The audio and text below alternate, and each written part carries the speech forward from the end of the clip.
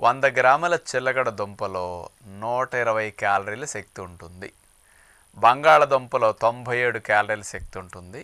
బంగాళదుంప కంటే ఎక్కువ బలం చిలగడ దుంప. పిండి పదార్థాలు ఎక్కువ ఉంటాయి, రుచిగా ఉంటుందన్నమాట. బంగాళదుంప చప్పగా ఉంటుంది, చిలగడ దుంప తీపిగా ఉంటుంది, లైట్ తీపి.